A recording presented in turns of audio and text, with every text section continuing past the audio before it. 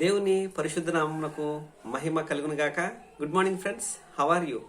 దేవుడు మిమ్మల్ని దీవించి సకల సమృద్ధిలోకి నడిపించును గాక. ఈ ఉదయకాలాన్న దేవుని మాటను మనం ధ్యానించే ప్రయత్నం చేద్దాం. దేవుడు మన దగ్గర నుంచి ఆశించేది ఆత్మఫలము. మనం ఆత్మఫలాలు ఫలించాలనేదే దేవుని యొక్క ఆకాంక్ష. ఎందుకనగా మారు మనసును పొందావని దేని చేత అది నిర్ధారణ అవుతుంది అంటే ఫలాలు చేత. నువ్వు ఫలించే ఫలము అది నీ దీర్ఘశాంతం కావచ్చు, మంచితనం కావచ్చు, విశ్వాసం కావచ్చు, ఆశా నిగ్రహం కావచ్చు. ఇవన్నీ కూడా నువ్వు మారావు, మనిషి మారాడండి దేని నుంచి చెప్తారండి? వాడు చూపించే ప్రవర్తన బట్టే కదా. అంతకుముందు తాగుపోతాడండి, ఇప్పుడు తాగకుండా చక్కగా సక్రమంగా ఉన్నాడండి. అది ఎలా తెలుస్తుంది? తన క్రియల ద్వారానే. అలాగే నీ దగ్గర నుంచి దేవుడు ఎక్స్పెక్ట్ చేసేది క్రియలు. ఆ క్రియలు ఎలాంటి క్రియలు అంటే ఆత్మ సంబంధమైన క్రియలు, ఆత్మ ఫలాలు నువ్వు ఫలించాలని దేవుడు ఆకాంక్షిస్తున్నాడు. అందులో ఒక ఫలమైన సమాధానము. గలతీయులకు రాసిన పత్రిక 5:22 అపోస్తలుడైన పౌలు గలతీ సంఘాలకు చెప్తా ఉంటాడు, మీరు ఫలించండి, ఆత్మ ఫలాలు ఫలించండి, ప్రేమ, సంతోషము, సమాధానం అంటాడు. ఆ సమాధానాన్ని గురించి పౌలు ఎఫెసీయులకు రాసిన పత్రికలో ఏం చెప్తాడంటే 2వ అధ్యాయము 13-14 వచనాలు మనం చూస్తే, మునుపు దూరస్థులైన మీకును ఇప్పుడు యేసుక్రీస్తు నందు యేసుక్రీస్తు రక్తం వలన సమీపస్తులై ఉన్నారు. ఆయన మన సమాధానమై ఉండి. ఎవరండి ఆయన? మనకు సమాధానం ఎవరండి? ఆయన మన సమాధానమై ఉండి మీకును మాకును కలిగిన ద్వేషమును, మీకు మాకు ఏం కలిగి ఉందంటే ద్వేషం కలిగి ఉన్నాం ఇదివరక. అయితే ఆయన ఏం చేశాడంటే ఆ ద్వేషమును అనగా క్రియారూపకమైన ఆజ్ఞలను, ఆ ఆజ్ఞలను తన ఏం చేశాడంటే క్రియారూపకమైన ఆజ్ఞ గల ధర్మశాస్త్రమును తన శరీరమందు కొట్టివేయట చేత అడ్డుగోటను పడిగొట్టి మన ఉభయులకు ఐక్యత కలిగజేసిన, ఏకం కలిగజేసి ఏకపరిచాడు ఆయన. అదే ఎఫెసీయులకు రాసిన పత్రిక 17వ వచనం 2వ అధ్యాయం 17వ వచనంలో అంటాడు, ఆయన వచ్చి దూరస్థులైన మీకును సమీపస్థులైన వారికిని సమాధాన సువార్తను ప్రకటించెను.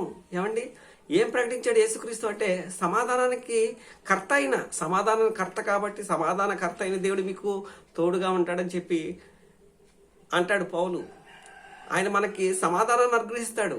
సమాధానం అనేది చాలా చాలా చాలా ఇంపార్టెంట్. నీ మనసులో సమాధానము, నువ్వు మనసులో సమాధానం ఎలా కలిగి ఉంటావంటే యేసుక్రీస్తుని అంగీకరించడం ద్వారా, యేసుక్రీస్తు వాక్యము నీ హృదయంలో మెదలడం ద్వారా, ఆ వాక్యం నీ హృదయంలో సమాధానాన్ని తీసుకొస్తుంది. ఆ వాక్యం నీ హృదయానికి నెమ్మదిని కలుగజేస్తుంది. ఆ వాక్యం నిన్ను స్థిరపరుస్తుంది. ఆ వాక్యం నిన్ను బలపరుస్తుంది. తమ్ముడు, చెల్లి, సహోదరి విను, వాక్యము నిన్ను స్థిరపరుస్తుంది, సంతోషాన్ని ఇస్తుంది, సమాధానాన్ని ఇస్తుంది.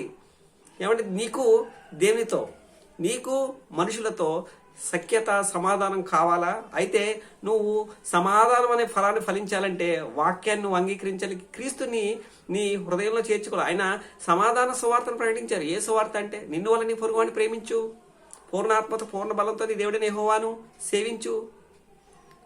ఆయన సమాధాన సువార్త అయి ఉన్నాడు. ఆ సువార్త ఏంటి అంటే యేసుక్రీస్తునందు విశ్వాసం ఉంచి యేసుక్రీస్తు మార్గంలో నడిచే ప్రతి వాడు కూడా రక్షించబడతాడు. నమ్మి బాప్తిసం పొందిన వాడు రక్షించబడతాడు. సింపుల్. మనం చేయాల్సింది ఏంటి? యేసుక్రీస్తుని విశ్వసించి హృదయంలో ఉన్న పాపాన్ని తొలగించుకొని హృదయంలో యేసుక్రీస్తుని చేర్చుకొని యేసుక్రీస్తు చెప్తున్న మాటల ప్రకారం నువ్వు జీవించగలిగితే సమాధానం ఉంటుంది. ఇంకో చోట ఏమంటాడంటే సమాధానాన్ని వెతికి వెంటాడు. మనమైతే దేన్ని వెంటాడతామంటే ధనాన్ని కోసం వెంటాడుతూ ఉంటాం, పేరు కోసం వెంటాడుతూ ఉంటాం. అమ్మాయిల కోసం అమ్మాయిల వెనకాల పడేవారు కొంతమంది, అబ్బాయిల వెనకాల పడేవారు కొంతమంది. ఏమంటే రకరకాలైన వ్యాపారాలతో వాటి వెనక పడేవారు ఉంటారు. కానీ దేవుడు చెప్తున్న మాట, మీరు సమాధానాన్ని వెంటాడండి, ఐక్యతను, ఆత్మ కలిగించు ఐక్యతను కాపాడుకున్నట్టు యందు శ్రద్ధ కలిగిన వారై ఉండండి అని చెప్పి దేవుడు చెప్తున్నాడు. కనుక యేసుక్రీస్తు చెప్తున్న మాటను మీరు అంగీకరిస్తే, యేసుక్రీస్తుని మీ హృదయంలో చేర్చుకుంటే మీరు రక్షించబడతారు. అలాగే మీకు సమాధానము, శాంతి, నెమ్మది, కలిగి జీవిస్తారు కనుక ఈ ఉదయకాలన్న దేవుడు చెప్తున్న మాటలు ఆలకించి ఆయన మాటలు హృదయంలో చేర్చుకుంటే మీకు దీవెన రక్షణ కలుగుతుంది కనుక దేవుడి ఉదయకాలన్న ఆయన మాటలతో మీ Anand Kumar. God bless you each and every one. దేవుడు మిమ్మల్ని దీవించి ఆశీర్వదించును గాక. ఆమెన్.